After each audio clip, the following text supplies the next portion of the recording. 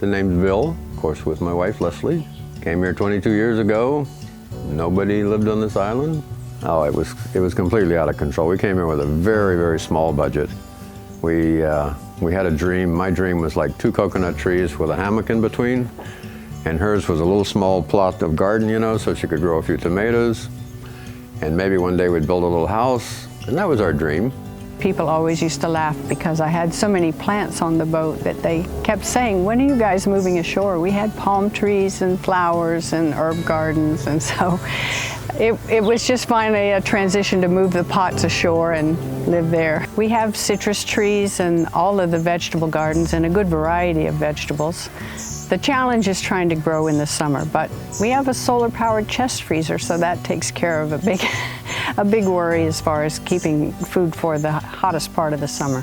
Do this little thing right here called photovoltaic energy. And we started doing it 22 years ago with some old secondhand solar panels and found out just how well they worked. And we've been amazed at it ever since. Because we are living on an island that does not offer other source of power, and without having to burn fossil fuels, we're enjoying the availability of solar power. They give us a lifestyle here that's, I mean, we're on a remote island, but we're certainly not crude. We've got all the amenities we want. We've got music and washing machines and ice cubes and fans, and we don't have air conditioning, but we choose not to. We could put a few more solar panels up, but we've got a very comfortable lifestyle here. And it does everything for us that we need and has exceeded our expectations. You're not necessarily running away from society, you're just carving out a little niche, a little corner of it. We're still in touch with the world here. We're not, that's my rooster. We're not far from family and friends. It's 150 miles to Florida. It's 5 miles to an island that has a town. So we're off the grid, we're independent, we're not hermits. We feel good about it.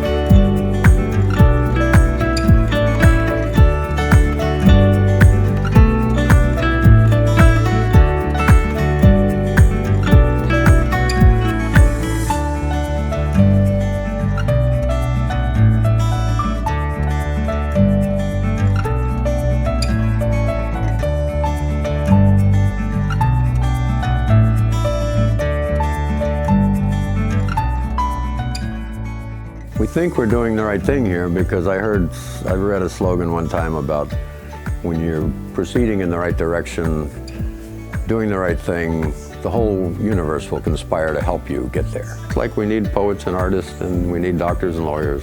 We need them all. And hopefully the world needs us.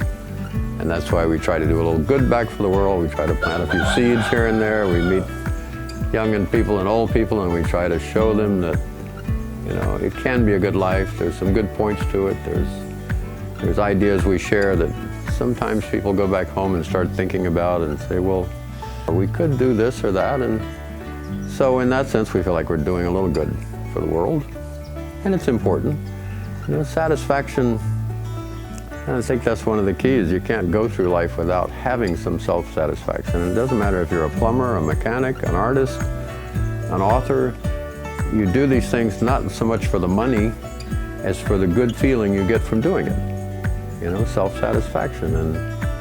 And for us, this independent living, this lifestyle, we find it very satisfying.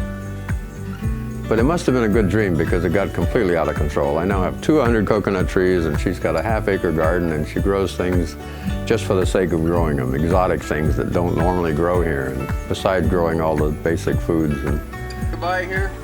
This is it? Okay. That was a hard landing, wasn't it? This is the baby mockingbird. You can show me? Yeah. Wow. Here's the baby mockingbird, just tried to take his first flight and crashed. We'll put him back down here in a second because he appears to be all right. He had a little neck trouble at first, but he seems okay now. So we'll set him back down so Mama can come feed him. Wow.